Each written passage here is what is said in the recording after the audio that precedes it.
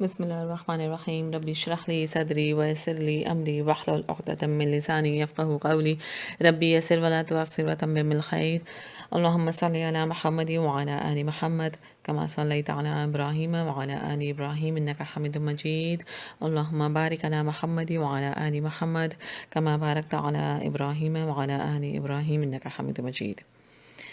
سیدہ خدیجہ رضی اللہ تعالیٰ عنہا سے نکاح۔ رسول اللہ صلی اللہ علیہ وسلم سیدہ خدیجہ رضی اللہ تعالیٰ عنہا کی طرف سے سونپی گئی تجارتی ذمہ داریاں بڑے وقار اور خودداری سے ادا کر رہے تھے۔ اسی تجارتی دھندے میں آپ صلی اللہ علیہ وسلم کے اعلیٰ کردار کا آفتاب چمکا تو سیدہ خدیجہ کو آپ کے جمال و کمال کی آشنائی نصیب ہوئی۔ سیدہ آپ صلی اللہ علیہ وسلم کی عظمت و وجاہت کی معترف ہو گئیں۔ انہوں نے فوراً اپنی ایک سہیلی نفیسہ کو بلایا، آپ صلی اللہ علیہ وسلم کی خدمت میں بھیجا اور نکاح کی آرزومندی کا پیغام دے دیا۔ گویا اس شادی میں آپ صلی اللہ علیہ وسلم طالب نہیں مطلوب تھے، محب نہیں محبوب تھے۔ ہمیشہ ایسا ہی ہوتا آیا ہے، چراغ کو جہاں بھی رکھ دیا جاتا ہے وہ روشنی دیتا ہے اور اندھیروں کو نابود کر دیتا ہے۔ رسول اللہ صلی اللہ علیہ وسلم اپنے گھر میں تھے تو تنگ دست چچا کو سہارا دینے کے لیے بکریاں چراتے تھے اور چچا کے کام آتے تھے۔ چراگاہ جاتے تھے تو بکریاں چرانے والے دوسرے ساتھیوں کے آرام و راحت کا خیال رکھتے تھے۔ آپ سیدہ خدیجہ کے ایوان تجارت میں پہنچے تو انہیں اپنے پاکیزہ کردار، دیانت، محنت اور معاملہ فہمی سے مسخر کر لیا۔ رسول اللہ صلی اللہ علیہ وسلم کے سفر شام میں آپ کو جو بے مثل خوبیاں آشکار ہوئیں وہ خدیجہ رضی اللہ تعالیٰ عنہا کی آپ صلی اللہ علیہ وسلم سے شادی ہو جانے کا وسیلہ بن گئیں۔ یہ شادی بہت کامیاب اور نہایت بابرکت ثابت ہوئی۔ ام المومنین سیدہ خدیجہ رضی اللہ تعالیٰ عنہا نے قائد انسانیت نبی مکرم صلی اللہ علیہ وسلم سے رفاقت کا حق اتنے احسن طریقے سے ادا کیا کہ ان کی یاد رسالت مآب صلی اللہ علیہ وسلم کے حافظے میں آخر دم تک جگمگاتی رہی۔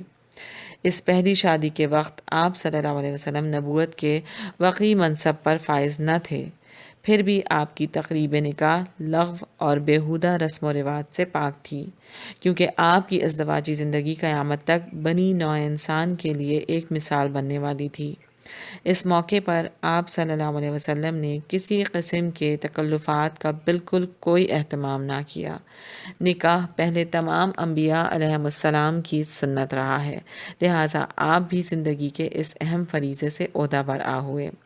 یہ اس امر کا ثبوت ہے کہ آپ بہرحال ایک مثالی انسان تھے۔ خدیجہ رضی اللہ تعالیٰ عنہا کا نسب۔ سیدہ خدیجہ رضی اللہ تعالیٰ عنہا کا نسب چوتھی پشت قصی پر جا کر رسول اللہ صلی اللہ علیہ وسلم کے نسب سے مل جاتا ہے۔ یہ سلسلہ نسب ایسا مایہ ناز اور قابل رشک ہے کہ اللہ تعالیٰ نے اسی سے آخری نبی صلی اللہ علیہ وسلم کو مبعوث فرمایا۔ حضرت خدیجہ رضی اللہ تعالیٰ عنہا بھی اسی سلسلہ نسب کی تھیں، جو بلا شبہ نہایت پاکیزہ، باعظمت اور باوقار تھیں۔ قصی کی نسل سے آپ صلی اللہ علیہ وسلم کے عقد میں آنے کا شرف صرف ام المومنین سیدہ خدیجہ اور سیدہ ام حبیبہ بنت ابی سفیان رضی اللہ تعالیٰ عنہا کے حصے میں آیا۔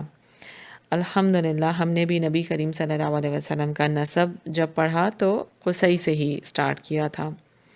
سیدہ خدیجہ رضی اللہ تعالیٰ عنہا کے بطن سے ان کے دوسرے خاوند ابو حالہ تمیمی کے بیٹے ہند کی وجہ سے ان کی کنیت ام ہند تھی۔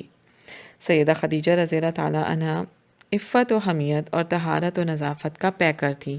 ان کی پاکیزہ سیرت کی وجہ سے زمانہ جاہلیت میں بھی انہیں طاہرہ کے لقب سے یاد کیا جاتا تھا۔ انہیں سربراہ خواتین قریش یعنی سیدۃ النساء قریش بھی کہا جاتا تھا۔ سیدہ خدیجہ رضی اللہ تعالیٰ عنہ کی ولادت مکہ مکرمہ کے بڑے بلند مرتبہ گھرانے میں ہوئی۔ ان کے بھتیجے حکیم بن حزام بن خویلد رضی اللہ تعالیٰ عنہ فرماتے ہیں، خدیجہ رضی اللہ تعالیٰ عنہ مجھ سے 2 سال بڑی تھیں۔ وہ واقعہ اصحاب الفیل سے 15 برس پہلے پیدا ہوئیں۔ میں اس واقعے سے 13 سال پہلے پیدا ہوا۔ خدیجہ رضی اللہ تعالیٰ عنہا کے والد اپنی قوم میں اعلیٰ مرتبے کے انسان تھے، مکہ معظمہ میں ہی رہتے تھے۔ انہوں نے بنو عبدالدار بن قصی سے باہمی تعاون کا معاہدہ کر رکھا تھا۔ آئیے اب پڑھتے ہیں سیدہ خدیجہ رضی اللہ تعالیٰ عنہ کی سابق ازدواجی زندگی، یعنی ان کے پہلے شوہر کے ساتھ جو ان کی زندگی گزری۔ رسول اللہ صلی اللہ علیہ وسلم سے شادی سے پہلے سیدہ خدیجہ رضی اللہ تعالیٰ عنہ کی 2 شادیاں ہو چکی تھیں۔ پہلے ورقہ بن نوفل بن اسد بن عبد العزیٰ سے ان کے رشتے کی بات چلی، لیکن شادی نہ ہو سکی۔ چنانچہ خدیجہ رضی اللہ تعالیٰ عنہ کی پہلی شادی ورقہ بن نوفل کے بجائے عتیق بن عابد بن عبداللہ بن عمرو بن مخزوم سے ہوئی۔ عتیق بن عابد کی وفات کے بعد ابو حالہ بن تمیمی سے سیدہ خدیجہ رضی اللہ تعالیٰ عنہ کی شادی ہوئی، وہ بھی فوت ہو گئے۔ پھر سیدہ خدیجہ رضی اللہ تعالیٰ عنہ کی تیسری شادی نبی کریم صلی اللہ علیہ وسلم سے ہوئی۔ خدیجہ رضی اللہ تعالیٰ عنہ کی پہلے شوہروں سے اولاد۔ سیدہ خدیجہ رضی اللہ تعالیٰ عنہ کے پہلے دونوں شوہروں سے بچوں کی کل تعداد 5 ہے۔ اس کی تفصیل اس طرح ہے: عتیق بن عابد مخزومی سے سیدہ خدیجہ رضی اللہ تعالیٰ عنہ کی ایک بیٹی تھی، اس کا نام ہند اور کنیت محمد تھی۔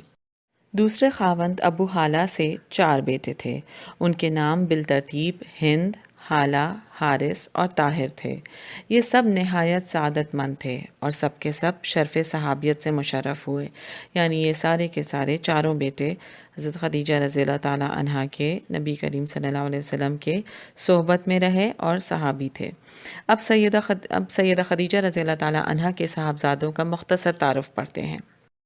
ہند بن ابی حالہ رضی اللہ تعالیٰ عنہ، انہوں نے معرکہ بدر میں شجاعت کے جوہر دکھائے، جنگ احد میں بھی شریک ہوئے۔ واقعہ جمل میں سیدنا علی رضی اللہ تعالیٰ عنہ کی طرف سے لڑتے ہوئے شہید ہوئے۔ وہ بڑے فصیح و بلیغ تھے، رسول اللہ صلی اللہ علیہ وسلم کے بڑے پرجوش مداح تھے۔ ان سے چند مرفوع احادیث بھی مروی ہیں، یعنی انہوں نے چند احادیث بھی روایت کی ہیں۔ حالہ بن ابی حالہ رضی اللہ تعالیٰ عنہ، یہ دوسرے بیٹے تھے خدیجہ رضی اللہ تعالیٰ عنہ کے پہلے شوہر سے۔ رسول اللہ صلی اللہ علیہ وسلم ان سے بڑی محبت فرماتے تھے۔ ایک مرتبہ نبی اکرم صلی اللہ علیہ وسلم سو رہے تھے، یہ آ گئے، آپ کی آنکھ کھلی تو فوراً انہیں اپنے سینے مبارک سے لگا لیا اور بڑے لاڈ سے تواتر کے ساتھ فرمایا، حالہ حالہ حالہ۔ یاد رہے کہ حضرت خدیجہ رضی اللہ تعالیٰ عنہ کی بہن کا نام بھی حالہ بنت خویلد رضی اللہ تعالیٰ عنہ تھا، تو یہاں پہ مکس اپ نہیں کیجیے گا۔ تیسرے بیٹے حارث بن ابی حالہ رضی اللہ تعالیٰ عنہ، وہ اپنے اسلام کا کھلم کھلا اظہار کرتے تھے۔ دعوت اسلام کے ابتدائی دنوں میں رکن یمانی کے قریب جوش و خروش سے اسلام کی دعوت دے رہے تھے کہ کفار و مشرکین نے حملہ کر کے انہیں شہید کر دیا۔ یہ بھی کہا گیا ہے کہ وہ نبی اکرم صلی اللہ علیہ وسلم کا دفاع کرتے ہوئے شہید ہوئے۔ وہ اسلام کے لیے جان دینے والے اولین سپوت تھے۔ چوتھے بیٹے طاہر بن ابی حالہ رضی اللہ تعالیٰ عنہ، یہ بھی اسلام کے شہدائی تھے۔ رسول اللہ صلی اللہ علیہ وسلم نے انہیں بعض دیگر ساتھیوں سمیت یمن کے کچھ حصے کی زکوٰۃ وغیرہ کی وصولی کے لیے عامل بنا کر روانہ فرمایا تھا۔ بڑے بڑے سرداروں کا پیغام نکاح مسترد۔ سیدہ خدیجہ رضی اللہ تعالیٰ عنہ کے دوسرے خاوند ابو حالہ کی وفات کے بعد بہت سے لوگوں نے انہیں نکاح کے پیغامات بھیجے۔ ان کے اپنے خاندان کے ممتاز افراد اور بعض بڑے بڑے سردار ان سے شادی کی درخواست کرتے رہے۔ اس سلسلے میں انہوں نے مال و منال بھی خرچ کیا، لیکن خدیجہ رضی اللہ تعالیٰ عنہ نے ان سب کو جواب دے دیا اور کسی سے شادی نہیں کی۔ نبی صلی اللہ علیہ وسلم کی ذات بابرکت کی طرف رجحان۔ حضرت محمد صلی اللہ علیہ وسلم شام کے تجارتی سفر سے واپس تشریف لائے۔ خدیجہ رضی اللہ تعالیٰ عنہ اپنے غلام میسرہ کی زبانی آپ صلی اللہ علیہ وسلم کی صفات عالیہ کا چرچا سنتی رہیں۔ جب اس نے بتایا کہ بادلوں کا سایہ کس طرح آپ کے ساتھ ساتھ چلتا تھا، نستورہ راہب آپ کی علامات نبوت کیسے پہچان گیا، اور لات و عزیٰ کی قسم نہ کھانے پر ایک شخص نے آپ کو آئندہ ملنے والی نبوت کی نوید سنائے کس طرح دی، یہ باتیں سن کر حضرت خدیجہ رضی اللہ تعالیٰ عنہ کے دل میں آپ صلی اللہ علیہ وسلم کی عظمت جاگزیں ہو گئی۔ پھر جب ورقہ بن نوفل نے حضرت محمد صلی اللہ علیہ وسلم کے بارے میں بتایا کہ یہی وہ نبی ہیں جن کی آمد کی خبر آسمانی کتابوں میں دی گئی ہے، تو حضرت خدیجہ رضی اللہ تعالیٰ عنہ نے آپ کی رفیقہ حیات بننے کا فیصلہ کر لیا۔ لیکن شام کے اس سفر کی رودات کے علاوہ اور بھی بہت سارے واقعات ہیں جن کی وجہ سے خدیجہ رضی اللہ تعالیٰ عنہ کا دل نبی کریم صلی اللہ علیہ وسلم کی طرف مائل ہوا۔ میں چاہتی ہوں کہ آپ لوگوں کو وہ واقعات بھی سناؤں۔ ان میں سے ایک ہے حضرت جابر بن سمرہ رضی اللہ تعالیٰ عنہ سے روایت ہے کہ نبی کریم صلی اللہ علیہ وسلم بکریاں چرایا کرتے تھے۔ بکریاں مہنگی ہو گئیں تو آپ نے یہ کام چھوڑ دیا۔ پھر آپ ایک ساتھی کے ساتھ مل کر اجرت پر اونٹ چرانے لگے۔ اسی دوران خدیجہ رضی اللہ تعالیٰ عنہ کی بہن نے بھی اپنے اونٹ اجرت پر چرانے کے لیے آپ صلی اللہ علیہ وسلم اور آپ کے ساتھی کو دے دیے۔ آپ ان کے اونٹ چرا کر واپس لے آئے تو خدیجہ رضی اللہ تعالیٰ عنہ کی بہن نے آپ کے ساتھی کو مزدوری ادا کی، مگر اجرت کا کچھ حصہ موصوفہ کے ذمہ باقی رہ گیا۔ بات کو آپ صلی اللہ علیہ وسلم کا ساتھی خدیجہ کی بہن کے پاس جاتا تھا اور واجب الادا بقایا اجرت کا تقاضا کرتا تھا۔ وہ آپ صلی اللہ علیہ وسلم سے بھی اصرار کرتا تھا کہ آپ بھی چلیے اور اجرت کا مطالبہ کیجیے، مگر آپ اجرت لینے نہیں گئے۔ آپ صلی اللہ علیہ وسلم نے اپنے ساتھی سے فرمایا، تم ہی چلے جاؤ، مجھے تو حیا آتی ہے کہ میں تقاضا کروں۔ ایک دن نبی کریم صلی اللہ علیہ وسلم کا یہ شریک کار سیدہ خدیجہ رضی اللہ تعالیٰ عنہ کی بہن کے پاس پہنچا تو انہوں نے پوچھا، محمد صلی اللہ علیہ وسلم کہاں ہیں؟ وہ تمہارے ساتھ کیوں نہیں آتے؟ وہ کہنے لگا، میں تو ان سے بہت کہتا ہوں کہ آئیے میرے ساتھ چلیے، مگر وہ نہایت خوددار ہیں، ان میں شرم و حیا بہت ہے۔ وہ کہنے لگیں، ہاں، میں نے ان سے زیادہ شرم و حیا والا پاک دامن اور ذمہ دار شخص کبھی نہیں دیکھا۔ یہی بات تھی جو خدیجہ رضی اللہ تعالیٰ عنہا کے دل میں اتر گئی۔ ایک دوسرا واقعہ ہے، ابن اسحاق نے لکھا ہے کہ قریش کی عورتوں کی ایک عید ہوتی تھی جس میں وہ سب ایک عبادت خانے میں جمع ہوتی تھیں۔ ایک دن سب خواتین وہاں جمع تھیں۔ اچانک ایک یہودی آیا اور کہنے لگا، اے قریشی عورتوں، تم میں ایک نبی آنے والا ہے، لہٰذا تم میں سے جو کوئی اس سے نکاح کرنا چاہے ضرور کر لے۔ یہ سن کر عورتوں نے اس پر کنکریاں برسانی شروع کر دیں، اسے بہت برا بھلا کہا۔ اس موقع پر سیدہ خدیجہ رضی اللہ تعالیٰ عنہا بھی موجود تھیں۔ انہوں نے اس یہودی کی بات بڑی سنجیدگی سے سنی اور پلے باندھ لی۔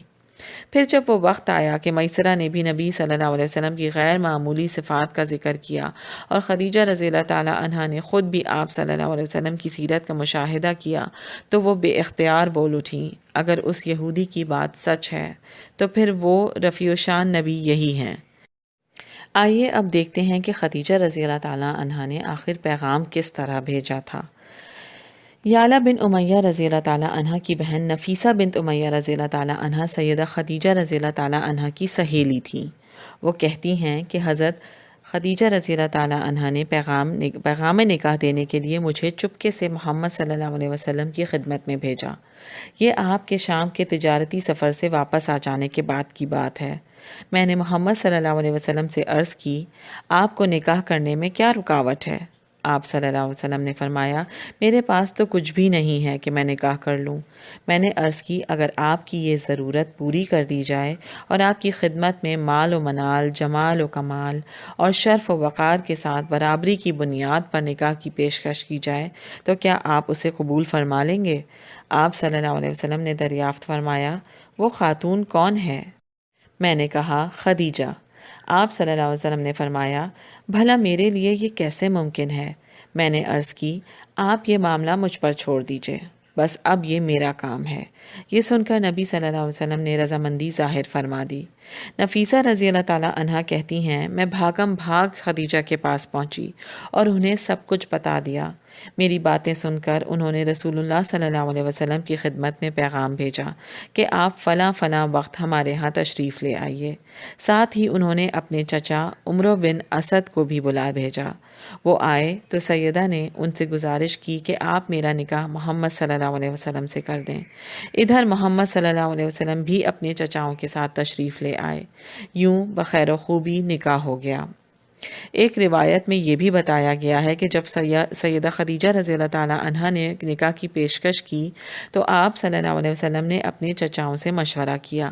سیدنا حمزہ بن عبد المطلب رضی اللہ تعالیٰ عنہ بڑے مستعد نکلے، فوراً آپ صلی اللہ علیہ وسلم کے ساتھ چل پڑے۔ خدیجہ رضی اللہ تعالیٰ عنہ کے والد خویلد بن اسد کے پاس پہنچے، ان سے سیدہ خدیجہ کے رشتے کے بارے میں بات چیت کی۔ بالآخر رسول اللہ صلی اللہ علیہ وسلم نے ان سے نکاح کر لیا۔ ایک اور روایت میں ہے کہ خدیجہ رضی اللہ تعالیٰ عنہا نے اپنی بہن سے کہا محمد صلی اللہ علیہ وسلم کے پاس جاؤ اور میرے بارے میں بات کرو۔ وہ آپ صلی اللہ علیہ وسلم کی خدمت میں حاضر ہوئی اور حضرت خدیجہ کی درخواست پیش کی۔ آپ صلی اللہ علیہ وسلم نے اس کی بات سنی اور بڑے مہذب اسلوب میں اپنی رضامندی ظاہر فرما دی۔ خدیجہ رضی اللہ تعالیٰ عنہا کے گھر والے اس مبارک شادی پر بخوشی متفق ہو گئے۔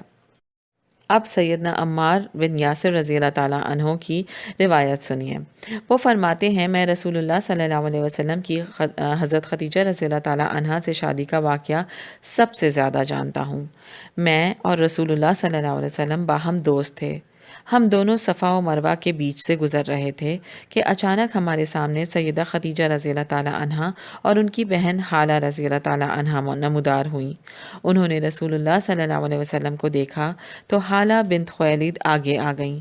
انہوں نے مجھے بلایا تو میں ان کی طرف چلا گیا، جبکہ نبی صلی اللہ علیہ وسلم جس جگہ تھے اسی جگہ رک گئے اور میرا انتظار فرمانے لگے۔ حالہ رضی اللہ تعالیٰ عنہا نے مجھ سے پوچھا کیا آپ کے دوست خدیجہ سے شادی کی رغبت رکھتے ہیں؟ میں نے کہا واللہ مجھے تو اس کے بارے میں کچھ معلوم نہیں۔ میں واپس آیا اور رسول اللہ صلی اللہ علیہ وسلم کو حالہ کی بات بتائی۔ آپ صلی اللہ علیہ وسلم نے فرمایا کیوں نہیں، تم جاؤ اور ان سے مشورہ کر کے کوئی دن طے کر لو تاکہ اس دن ہم ان کے ہاں چلے جائیں۔ میں نے یہ بات خدیجہ رضی اللہ تعالیٰ عنہا کی بہن سے کہی۔ وہ کہنے لگیں آپ حضرات صبح ہمارے ہاں تشریف لے آئیں۔ ہم اگلی صبح ان کے پاس پہنچ گئے۔ خدیجہ رضی اللہ تعالیٰ عنہا نے اپنے چچا عمرو بن اسد کو بھی بلا رکھا تھا۔ ہم پہنچے تو دیکھا کہ انہوں نے ایک گائے ذبح کر رکھی ہے اور خیر النساء سیدہ خدیجہ رضی اللہ تعالیٰ عنہا عروسی لباس پہن کر تشریف فرما ہیں۔ سبحان اللہ۔ نکاح کے وقت زوجین کی عمریں۔ نکاح کے وقت حضرت محمد صلی اللہ علیہ وسلم کی عمر 25 اور سیدہ خدیجہ رضی اللہ تعالیٰ عنہا کی عمر 40 برس تھی۔ اکثر مورخین اور سیرت نگاروں نے یہی عمریں لکھی ہیں۔